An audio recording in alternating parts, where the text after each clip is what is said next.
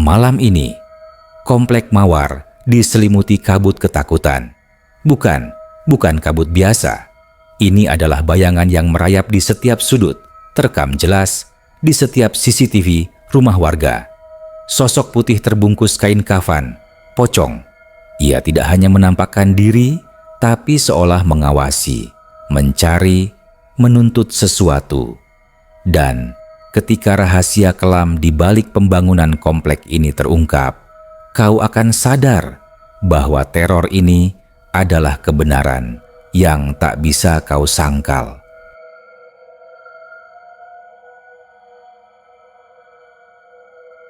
Malam itu, komplek perumahan Mawar yang biasanya tenang diselimuti hawa dingin yang tak biasa, bukan karena embusan angin malam, melainkan oleh bisik-bisik ketakutan yang merambat dari satu rumah ke rumah lainnya.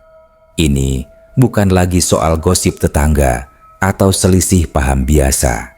Ini tentang sesuatu yang jauh lebih gelap, sesuatu yang melampaui nalar. Semuanya bermula dari rekaman CCTV. Pak Budi, seorang pensiunan guru yang hobi memantau keamanan komplek melalui monitor di ruang tamunya, adalah orang pertama yang menyadarinya. Awalnya, ia mengira ada gangguan teknis pada sistem keamanannya.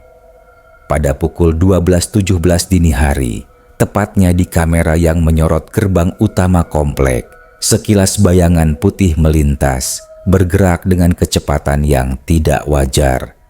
Tubuh Pak Budi menegang, matanya tak berkedip menatap monitor. Bukan sekadar bayangan, melainkan sebuah sosok yang terbungkus kain kafan putih, terhuyung-huyung, dengan ikatan di kepala dan kakinya, khas seperti pocong. Pak Budi mengucek matanya, memastikan ia tidak salah lihat. Jantungnya berdebar kencang, memompa adrenalin ke seluruh tubuhnya yang renta. Ia mencoba memutar ulang rekaman, namun anehnya, bagian itu tiba-tiba terhapus, seolah tak pernah ada. Esoknya, Pak Budi mencoba menceritakan kejadian itu kepada beberapa tetangga dekatnya, termasuk Bu Siti, si tukang arisan, dan Pak Herman, seorang karyawan swasta yang sering lembur. Mereka hanya tersenyum maklum, menganggap Pak Budi terlalu banyak menonton film horor atau mungkin efek dari usia senja. "Ah, Pak Budi ini ada-ada saja, mungkin cuma kucing lewat," ujar Bu Siti sambil terkekeh. Namun, tawa mereka tak berlangsung lama.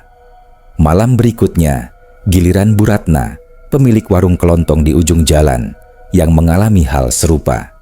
Kamera CCTV yang terpasang di depan warungnya merekam penampakan yang sama persis. Kali ini, sosok pocong itu terlihat lebih jelas, berdiri tegak di depan warung selama beberapa detik, seolah mengamati. Wajahnya samar, namun kesan mengerikan itu tak terbantahkan.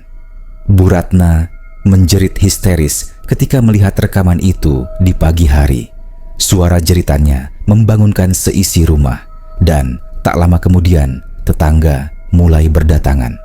Pak Budi yang mendengar keributan segera menghampiri dan melihat rekaman yang sama. Kali ini ia tak sendiri. Ketakutan mulai merambat, perlahan tapi pasti. Rekaman CCTV Bu Ratna menjadi viral di grup WhatsApp komplek Mawar. Berbagai spekulasi bermunculan. Ada yang bilang itu ulah iseng anak-anak muda. Ada yang menduga ini hanya editan video untuk menakut-nakuti. Namun mayoritas mulai merasakan kecemasan yang mendalam. Mereka yang awalnya skeptis mulai mengecek CCTV mereka sendiri. Dan disinilah teror itu mencapai puncaknya. Secara bertahap, dalam kurun waktu seminggu, hampir setiap rumah yang memiliki CCTV di komplek Mawar melaporkan hal yang sama. Sosok pocong itu muncul di rekaman mereka, di jam-jam yang berbeda, di sudut-sudut yang berbeda pula. Kadang terlihat melayang di atas pagar, kadang menatap jendela kamar, atau bahkan berdiri tepat di depan pintu utama. Rekaman-rekaman itu menunjukkan detail yang semakin jelas. Ikatan kain kafan yang tampak longgar di bagian kaki, kepala yang sedikit miring, dan mata yang kosong memancarkan kengerian tak terhingga. Yang lebih aneh lagi, setiap kali mereka mencoba menyimpan rekaman itu atau mengirimkannya, bagian di mana pocong itu muncul selalu terhapus secara misterius, seolah ada entitas tak kasat mata yang tak ingin keberadaannya terekam. Ketakutan itu kini menjadi nyata dan tak bisa diabaikan. Malam-malam di komplek Mawar yang dulunya damai, kini diselimuti ketegangan. Lampu-lampu teras dibiarkan menyala hingga pagi. Pintu dan jendela dikunci rapat. Bahkan ada yang memasang jimat atau benda-benda penolak bala. Anak-anak dilarang bermain di luar rumah setelah maghrib, dan para ibu sering berkumpul di satu rumah, berbagi cerita seram dan mencari cara untuk mengatasi teror ini. Pak RT, Bapak Jamil, yang awalnya berusaha menenangkan warga, kini pun terlihat pucat dan bingung. Ia telah menghubungi polisi, namun pihak kepolisian hanya bisa mengatakan bahwa ini adalah kasus di luar jangkauan mereka. Tidak ada tanda-tanda kejahatan fisik, hanya rekaman-rekaman aneh yang selalu menghilang. Warga merasa sendirian dalam menghadapi teror tak kasat mata ini. Mereka tahu ini bukan sekadar halusinasi atau prank. Ini adalah ancaman nyata dari dunia lain, sebuah peringatan yang mengerikan yang coba disampaikan oleh entitas tak kasat mata itu. Setiap kedipan monitor CCTV di malam hari kini terasa seperti detak jantung yang berpacu, menunggu penampakan berikutnya, menanti konfirmasi bahwa mereka tidak gila, bahwa mereka benar-benar sedang diawasi oleh sesosok pocong mengerikan. Kepanikan di komplek Mawar mencapai puncaknya. Setiap malam adalah penantian yang menyiksa. Setiap pagi adalah kumpulan cerita seram yang semakin memperkeruh suasana. Warga tidak lagi bisa tidur nyenyak. Bayang-bayang pocong di CCTV menghantui pikiran mereka, bahkan dalam mimpi. Mereka mencoba berbagai cara untuk menghentikan teror ini. Ada yang memanggil pemuka agama untuk mengadakan doa bersama, mengelilingi komplek sambil melantunkan ayat-ayat suci. Ada yang menaburkan garam di setiap sudut rumah, berharap bisa mengusir roh jahat. Namun, semua upaya itu sia-sia. Sosok pocong itu tetap muncul, konsisten dalam kemunculannya, seolah mengejek setiap usaha mereka. Ketegangan semakin meningkat, bahkan beberapa keluarga mulai berpikir untuk pindah, meninggalkan rumah yang telah mereka huni bertahun-tahun demi ketenangan. Namun, sebagian besar terjebak, tidak memiliki pilihan lain selain menghadapi teror ini. Di tengah keputusasaan itu, muncullah Arya. Arya adalah seorang pemuda pendiam yang baru pindah ke komplek Mawar sekitar 6 bulan lalu. Ia seorang teknisi IT yang sering menghabiskan waktunya di depan komputer, mengutak-atik sistem dan jaringan. Ia tidak terlalu akrab dengan tetangga, namun ia memiliki rasa ingin tahu yang besar, terutama terhadap hal-hal yang berbau misteri dan teknologi. Ketika kabar tentang pocong di CCTV itu sampai ke telinganya, Arya awalnya skeptis. Ia mengira ini hanyalah histeria massal yang dipicu oleh paranoia. Namun, setelah melihat beberapa rekaman yang berhasil disimpan secara singkat oleh tetangga sebelum terhapus, Arya mulai merasa ada yang tidak beres. Ia melihat pola, sebuah anomali digital yang menarik perhatiannya sebagai seorang teknisi. Ia yakin ada celah, ada cara untuk mendapatkan rekaman utuh, rekaman yang tidak bisa terhapus begitu saja. Arya mulai bekerja. Ia mengamati cara kerja sistem CCTV di komplek tersebut, mempelajari karakteristik setiap kamera dan perangkat perekamnya. Ia menghabiskan berjam-jam di ruang kerjanya, di hadapan layar monitor yang memancarkan cahaya biru. Ia memasang perangkat lunak khusus, memodifikasi konfigurasi jaringan, dan menyiapkan sistem backup otomatis yang lebih canggih. Ia bahkan memasang kamera tambahan dengan teknologi inframerah dan detektor gerak yang lebih sensitif mengarah ke area-area yang sering dilaporkan sebagai titik kemunculan pocong. Malam demi malam, Arya terjaga, matanya terpaku pada layar monitor, menunggu. Ia memasang alarm otomatis yang akan berbunyi jika ada gerakan tak terduga terekam. Arya tahu ini adalah pertarungan antara teknologi dan entitas tak kasat mata, dan ia bertekad untuk memenangkannya. Pada suatu dini hari, sekitar pukul 3 pagi, alarm berbunyi nyaring di kamar Arya. Jantungnya berdegup kencang. Ia segera menatap layar monitor, dan di sana, di kamera yang menyorot area taman komplek, sosok itu muncul lagi. Pocong itu berdiri diam, memunggungi kamera, namun entah mengapa, kehadirannya begitu mencekam. Arya segera mengaktifkan mode perekaman manual dan backup ke beberapa server sekaligus, memastikan setiap frame terekam sempurna dan tidak ada yang terlewat. Ia melihat jam di layar monitor, dan pada detik ke-17 dari kemunculannya, pocong itu perlahan menoleh. Kali ini tidak ada yang samar, wajahnya terlihat jelas. Mata cekung dengan rongga hitam yang hampa, bibir kering yang sedikit terbuka, seolah ingin mengucapkan sesuatu. Kain kafan yang membungkusnya tampak usang dan kotor, dengan noda-noda kecoklatan yang mencurigakan. Detik itu terasa seperti keabadian. Arya merasakan bulu kuduknya meremang, namun ia tidak bergeming. Ia terus merekam setiap detail dari penampakan mengerikan itu. Beberapa detik kemudian, sosok pocong itu perlahan menghilang, seolah larut dalam kegelapan malam. Arya segera mematikan perekaman dan memeriksa hasilnya. Jari-jarinya gemetar saat ia memutar ulang video itu. Dan, ya, rekaman itu utuh. Tidak ada yang terhapus, tidak ada glitch atau corrupted file. Ia berhasil. Ia akhirnya mendapatkan bukti yang tak terbantahkan. Dengan tangan yang masih sedikit gemetar, Arya segera menghubungi Pak RT dan beberapa tetangga terdekat, termasuk Pak Budi dan Bu Ratna. Malam itu, ruang tamu Pak RT dipenuhi wajah-wajah pucat dan mata yang terpaku pada layar televisi, menyaksikan rekaman yang tak mungkin mereka lupakan.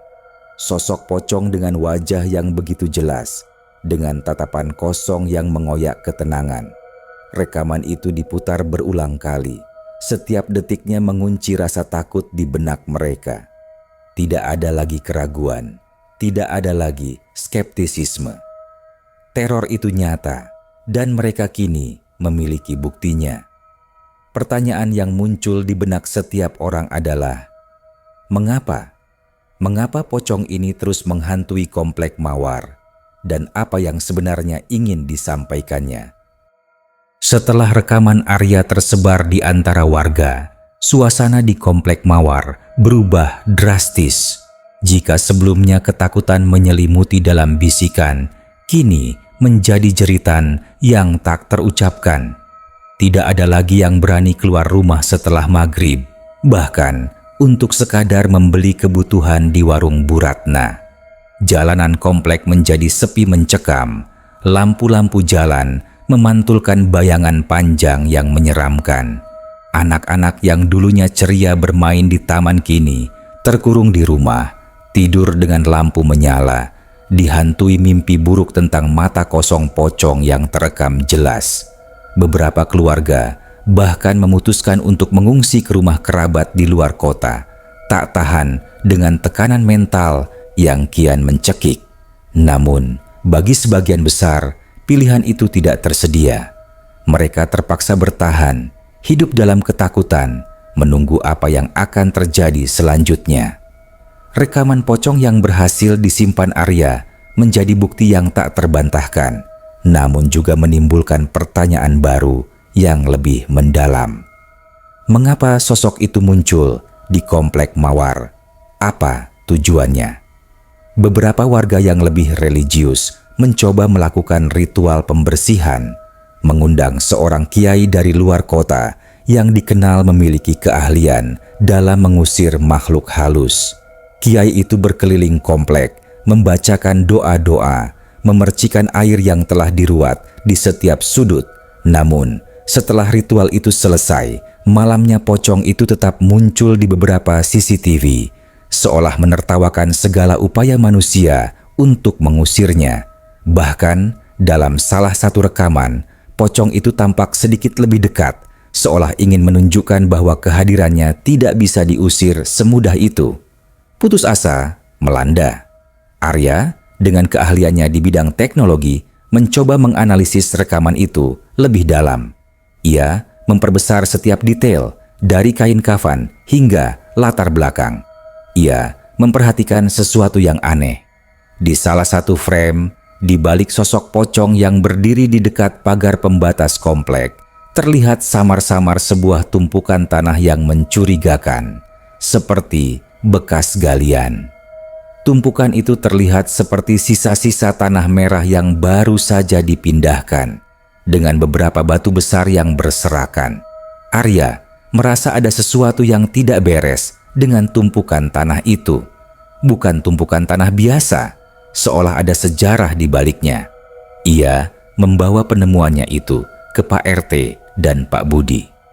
"Pak, saya menemukan sesuatu yang aneh di rekaman ini," kata Arya, menunjuk ke layar. "Lihat di sini, di belakang pocong ini. Ini seperti bekas galian tanah. Tanah ini tidak ada di sana sebelumnya." Pak Budi mengerutkan kening, mencoba mengingat. "Betul juga, Nak Arya. Tapi tanah apa itu? Tidak ada pembangunan baru di dekat situ kan?" Pak RT mengangguk, juga tampak bingung. Namun, ada kilasan ingatan di benak Pak Budi. Ia teringat akan sebuah cerita lama yang beredar di awal pembangunan komplek ini. Sebuah cerita yang dulu dianggap hanya isapan jempol, namun kini terasa relevan. "Saya ingat," ujar Pak Budi perlahan. "Dulu pernah ada kabar, ini hanya desas-desus ya, bahwa area komplek kita ini, khususnya di bagian belakang yang berbatasan dengan lahan kosong, itu dulunya adalah pemakaman umum kecil. Pemakaman itu sudah ada sebelum komplek ini dibangun. Tapi kabarnya, ketika developer membeli lahan ini, makam-makam itu dipindahkan. Saya tidak tahu pasti kemana atau bagaimana proses pemindahannya. Tapi, katanya, pemindahannya agak buru-buru dan tidak sesuai prosedur. Ada yang bilang beberapa makam tidak dipindahkan dengan benar, hanya digusur begitu saja." Mendengar cerita Pak Budi, Arya merasakan kepingan teka-teki itu mulai menyatu. Bekas galian tanah, pocong yang terus muncul, dan cerita tentang pemakaman yang digusur. Sebuah teori mengerikan mulai terbentuk di benaknya. "Pak Budi, Pak RT, bagaimana jika pocong ini adalah salah satu dari jenazah yang makamnya digusur tidak layak?" tanya Arya. Suaranya tercekat. Mungkin dia mencari makamnya atau marah karena tempat peristirahatan terakhirnya diganggu. Wajah Pak RT dan Pak Budi memucat. Logika itu, meskipun terdengar tidak masuk akal di dunia normal, terasa sangat mungkin di tengah teror yang mereka alami. Pak RT segera menghubungi pihak developer yang membangun komplek Mawar. Namun, respons yang didapat sangat tidak kooperatif. Pihak developer bersikeras bahwa semua proses pemindahan makam telah dilakukan sesuai prosedur dan tidak ada masalah. Mereka bahkan menuduh warga membuat cerita-cerita palsu untuk merusak reputasi mereka. Namun, bagi warga komplek Mawar, penolakan itu justru memperkuat kecurigaan mereka. Mereka tahu ada sesuatu yang disembunyikan. Kehadiran pocong itu adalah bukti nyata bahwa ada ketidakberesan di masa lalu, sebuah rahasia gelap yang kini bangkit dan menuntut keadilan. Teror pocong di CCTV bukan lagi sekadar penampakan menakutkan, melainkan sebuah pesan, sebuah petunjuk dari dunia lain yang menuntun mereka untuk mengungkap kebenaran di balik pembangunan komplek Mawar. Sebuah kebenaran yang mungkin jauh lebih mengerikan daripada sekadar penampakan hantu. Kecurigaan warga Komplek Mawar terhadap pihak developer semakin kuat setelah penolakan mereka untuk memberikan informasi. Arya, dengan dukungan Pak RT dan Pak Budi, memutuskan untuk melakukan penelusuran lebih lanjut. Mereka tahu bahwa mendapatkan informasi dari pihak developer secara langsung akan sulit, jadi mereka harus mencari cara lain. Fokus utama mereka adalah mencari bukti tentang adanya makam lama di area komplek dan bagaimana proses pemindahannya dilakukan. Mereka percaya jika pocong itu memang arwah yang gentayangan karena makamnya digusur, maka ada sesuatu yang salah dalam proses pemindahan tersebut. Arya mulai mencari data-data lama tentang status lahan Komplek Mawar sebelum dibangun. Ia menghabiskan berhari-hari di perpustakaan kota, mencari arsip-arsip lama, peta-peta kuno, dan laporan-laporan pembangunan. Ia juga mencoba mencari informasi dari sumber-sumber tidak resmi, seperti para pekerja bangunan yang dulu terlibat dalam proyek tersebut, atau warga desa sekitar yang sudah lama tinggal di daerah tersebut. Pak Budi, dengan jaringan luasnya sebagai pensiunan guru dan anggota komunitas lokal, membantu dengan mencari informasi dari mulut ke mulut, mengunjungi para sesepuh desa yang mungkin masih mengingat sejarah lahan tersebut. Pak RT, sebagai kepala komplek, memastikan bahwa upaya mereka ini didukung penuh oleh warga, menjaga kerahasiaan agar tidak menimbulkan kepanikan yang lebih besar atau menarik perhatian yang tidak diinginkan dari pihak developer. Perlahan tapi pasti, kepingan puzzle mulai terkumpul. Dari seorang pensiunan juru ukur tanah yang dulu bekerja di kantor pertanahan, Arya mendapatkan peta lama yang menunjukkan adanya area yang ditandai sebagai makam umum kecil di lokasi yang kini menjadi bagian belakang Komplek Mawar, tepat di area yang berbatasan dengan lahan kosong dan sering menjadi lokasi penampakan pocong. Peta itu bertahun 1990, jauh sebelum pembangunan komplek dimulai. Ini adalah bukti kuat pertama yang mereka dapatkan. Pak Budi, dari seorang sesepuh desa, mendapatkan cerita yang lebih detail. Sesepuh itu menceritakan bagaimana dahulu di area tersebut memang ada pemakaman kecil yang usianya sudah puluhan tahun. Bahkan ada beberapa makam yang sudah sangat tua dan tidak terawat. Ketika developer membeli lahan itu pada awal tahun 2000-an, mereka berjanji akan memindahkan semua jenazah dengan layak ke pemakaman umum yang baru. Namun, desas-desus mengatakan bahwa proses pemindahan itu dilakukan terburu-buru hanya beberapa hari sebelum alat berat mulai bekerja. Banyak makam yang diperkirakan tidak dipindahkan, melainkan langsung digusur tanpa upacara atau penghormatan yang layak. Bahkan ada kabar yang menyebutkan bahwa beberapa bagian tubuh jenazah tidak ikut dipindahkan, tertinggal di bawah tanah. Informasi ini sangat mengerikan.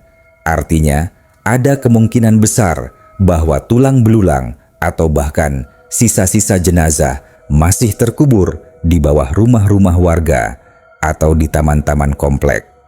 Pocong yang menampakkan diri di CCTV mungkin adalah arwah dari salah satu jenazah yang tidak mendapatkan tempat peristirahatan yang layak. Kemarahan dan kesedihan arwah itu yang membuatnya gentayangan, menuntut keadilan atas perlakuan tidak hormat yang ia terima.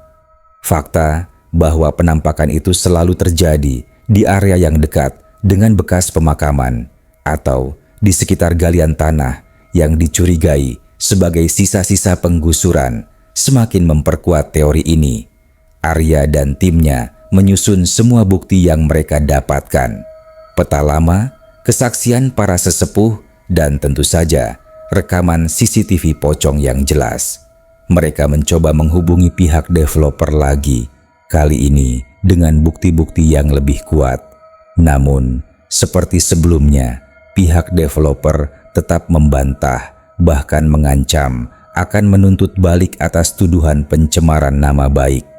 Mereka bersikeras bahwa semua sudah beres dan tidak ada makam yang terbengkalai. Sikap defensif developer justru semakin menguatkan keyakinan warga bahwa ada sesuatu yang disembunyikan. Kebenaran yang mereka cari kini semakin jelas. Komplek Mawar yang terlihat indah dan nyaman dari luar ternyata dibangun di atas fondasi yang penuh dosa. Sebuah kesalahan fatal di masa lalu telah membangkitkan arwah yang marah, arwah yang kini menuntut balas.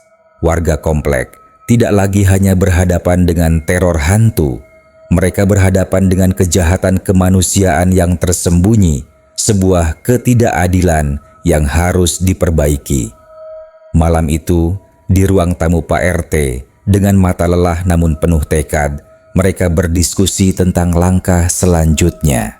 Mereka tahu, ini bukan hanya tentang mengusir pocong, tapi tentang memberikan ketenangan bagi arwah yang gentayangan, dan mungkin mencari keadilan bagi mereka yang telah diperlakukan tidak hormat. Setelah penelusuran mendalam yang dilakukan Arya, Pak RT, dan Pak Budi, kebenaran pahit mulai terkuak. Komplek Mawar berdiri di atas bekas pemakaman yang digusur secara tidak etis oleh pihak developer. Informasi ini menyebar dengan cepat di antara warga, memicu campuran amarah, ketakutan, dan rasa bersalah. Mereka kini memahami mengapa pocong itu terus meneror. Ia bukan sekadar hantu pengganggu, melainkan arwah yang mencari keadilan, sebuah pesan yang ingin disampaikan. Namun, apa yang sebenarnya diinginkan oleh pocong itu? Apa yang harus mereka lakukan untuk menghentikan teror ini dan menenangkan arwah tersebut? Arya kembali mengamati rekaman CCTV yang paling jelas. Ia memutar ulang berulang kali, memperlambat setiap frame, berharap menemukan petunjuk lebih lanjut. Kali ini, ia tidak hanya mencari bekas galian tanah, tetapi juga detail-detail kecil lainnya. Dan ia menemukan sesuatu. Di salah satu frame yang menunjukkan pocong berdiri di dekat sebuah pohon besar di taman belakang, ia melihat sesuatu di tanah di bawah pohon itu. Sebuah benda kecil, seperti sebuah patok kayu yang sudah lapuk, samar-samar terlihat. Arya memperbesar gambar itu lagi, dan ia yakin itu bukan patok kayu biasa. Itu terlihat seperti sebuah nisan kecil yang sudah sangat tua, hampir menyatu dengan tanah. Pagi harinya, Arya bersama Pak RT dan Pak Budi segera menuju pohon besar yang dimaksud. Dengan hati-hati, mereka menggali di sekitar area yang ditunjukkan Arya di rekaman. Tanah di sana terasa lebih lunak, seperti baru saja diuruk. Setelah beberapa saat, cangkul Pak Budi membentur sesuatu yang keras. Perlahan, mereka membersihkan tanahnya, dan di sana, tergeletak miring, adalah sebuah nisan batu yang kecil, nyaris tak terlihat karena tertutup lumut dan tanah. Nisan itu sudah sangat usang, namun di permukaannya, samar-samar terlihat ukiran nama yang nyaris tak terbaca, dan angka tahun yang sebagian besar sudah terkikis. Yang lebih mengejutkan, di sekitar nisan itu, mereka menemukan beberapa fragmen kain kafan yang sudah lapuk, dan yang paling mengerikan, sepotong tulang kecil yang tampak seperti fragmen jari. Jantung mereka berdebar kencang. Ini adalah bukti tak terbantahkan. Jenazah ini tidak dipindahkan dengan layak. Makamnya hanya digusur dan sisa-sisa jasadnya tertinggal di bawah pohon ini. Pocong itu, arwah yang gentayangan di CCTV, adalah pemilik dari makam ini. Ia mungkin telah mencoba menunjukkan lokasinya selama ini di rekaman-rekaman itu, di sudut-sudut yang sering ia kunjungi. Keberadaan nisan dan sisa-sisa tulang itu adalah pesan tersirat dari dunia lain, sebuah tuntutan untuk keadilan. Dengan penemuan ini, warga komplek Mawar tidak lagi hanya mengeluh dalam ketakutan. Mereka bersatu. Para ibu-ibu membuat petisi, tanda tangan dikumpulkan dari setiap rumah. Para bapak-bapak dipimpin oleh Pak RT memutuskan untuk mengambil tindakan hukum terhadap pihak developer. Mereka menyewa pengacara, seorang relawan yang bersedia membantu setelah mendengar kisah tragis ini. Berita tentang teror pocong di komplek Mawar dan penemuan makam yang digusur mulai menyebar ke media lokal, menarik perhatian publik dan lembaga swadaya masyarakat yang peduli terhadap kasus pelanggaran hak asasi manusia dan lingkungan. Pihak developer yang awalnya angkuh dan membantah, kini mulai terpojok. Namun, di tengah semua ini, teror pocong belum berhenti. Ia masih muncul di CCTV, seolah memantau perkembangan, memastikan bahwa tuntutannya dipenuhi. Tapi, kali ini kemunculannya terasa berbeda. Tidak lagi hanya menakut-nakuti, melainkan seperti pengawas, seperti arwah yang menunggu. Wajahnya yang kosong masih menakutkan, namun ada aura kesedihan yang mendalam, seolah ia hanya ingin mendapatkan ketenangan. Warga tahu mereka harus melakukan sesuatu yang lebih dari sekadar tuntutan hukum. Mereka harus memberikan penghormatan terakhir yang layak bagi arwah itu. Malam itu, setelah penemuan nisan dan tulang di seluruh komplek Mawar, lampu-lampu dimatikan, hanya menyisakan lilin-lilin yang menyala di teras setiap rumah. Warga berkumpul di taman belakang. Di dekat pohon tempat makam itu ditemukan. Dengan dipimpin oleh seorang ustaz yang datang atas inisiatif warga, mereka mengadakan doa bersama. Dalam keheningan malam, lantunan ayat-ayat suci dan doa-doa mengalir, memohon ampunan dan ketenangan bagi arwah yang gentayangan. Mereka berjanji untuk memberikan penguburan yang layak dan mencari keadilan bagi sang arwah. Dalam hati mereka berharap, doa dan janji ini akan sampai ke dunia lain, menenangkan pocong yang selama ini menghantui mimpi buruk mereka. Doa bersama yang diadakan warga komplek Mawar di bawah pohon tua, tempat makam yang digusur ditemukan, membawa sedikit ketenangan. Ada harapan tipis yang mulai tumbuh di hati mereka. Harapan bahwa arwah itu akan beristirahat dengan tenang setelah mendapatkan penghormatan yang layak. Dengan bantuan pihak berwenang yang akhirnya turun tangan setelah tekanan media dan publik, sisa-sisa jenazah yang ditemukan di bawah pohon itu diekskavasi dengan hati-hati. Sebuah tim forensik dikerahkan untuk memeriksa temuan tersebut, membenarkan bahwa itu adalah tulang belulang manusia yang sudah lama terkubur. Identitas pastinya tidak dapat ditentukan karena kondisi yang sudah sangat tua. Namun penemuan itu menjadi bukti kuat pelanggaran yang dilakukan developer.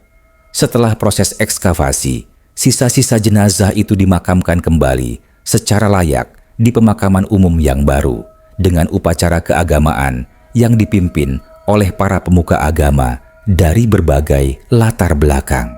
Warga komplek Mawar berbondong-bondong menghadiri pemakaman itu, seolah mengantar kepergian seorang anggota keluarga yang terlantar. Mereka membawa bunga, melantunkan doa, dan berjanji dalam hati untuk tidak akan melupakan insiden tragis ini. Rasa bersalah yang selama ini mereka pikul karena tinggal di atas lahan yang menyimpan sejarah kelam, perlahan mulai terangkat. Mereka berharap dengan penghormatan terakhir ini, arwah pocong itu akan menemukan kedamaian yang selama ini ia cari. Setelah pemakaman itu, perubahan mulai terjadi di komplek Mawar. Malam-malam yang sebelumnya diselimuti teror kini terasa sedikit lebih tenang. Warga tidak lagi terlalu takut untuk keluar rumah setelah maghrib. Lampu-lampu teras tidak lagi harus menyala sepanjang malam. Dan yang paling penting, penampakan pocong di CCTV berhenti. Tidak ada lagi bayangan putih yang melintas di layar monitor. Tidak ada lagi wajah kosong yang menatap mereka dari kegelapan. Rekaman terakhir yang terekam adalah pada malam pemakaman di kamera yang menyorot gerbang utama. Sosok pocong itu terlihat berdiri sejenak membelakangi kamera, seolah melambaikan tangan perpisahan sebelum akhirnya menghilang dalam kegelapan tanpa jejak. Sejak saat itu, komplek itu kembali damai, seolah arwah pocong itu telah menemukan tempat peristirahatan terakhirnya dan pergi dengan tenang. Namun, kisah ini tidak berakhir di sana.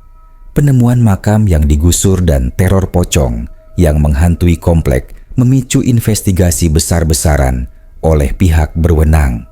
Tekanan dari media dan organisasi masyarakat membuat pihak developer tidak bisa lagi mengelak.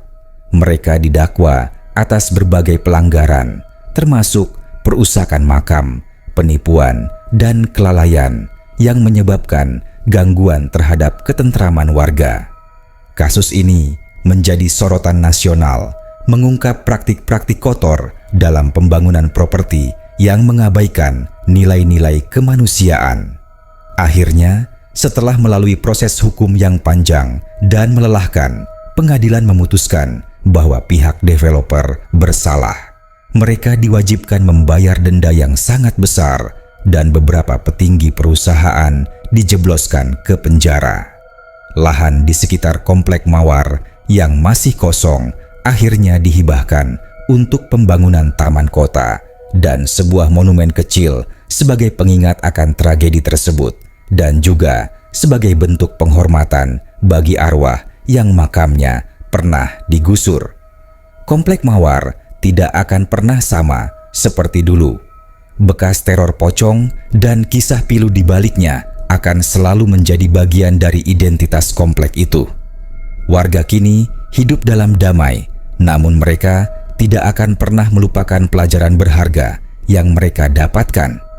Mereka belajar bahwa ada hal-hal di dunia ini yang melampaui logika dan nalar, bahwa masa lalu memiliki cara untuk kembali menghantui jika tidak diselesaikan dengan benar.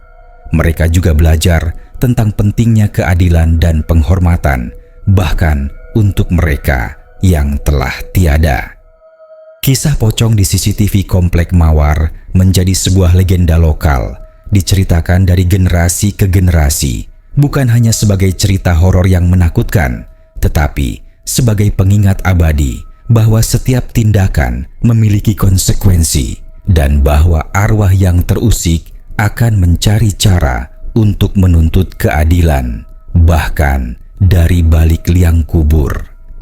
Kisah pocong di Komplek Mawar ini bukanlah sekadar cerita hantu yang membuat bulu kuduk berdiri. Ini adalah sebuah pengingat bahwa ada rahasia yang terkubur dalam tanah, keadilan yang tertunda, dan arwah yang takkan tenang hingga semuanya terungkap.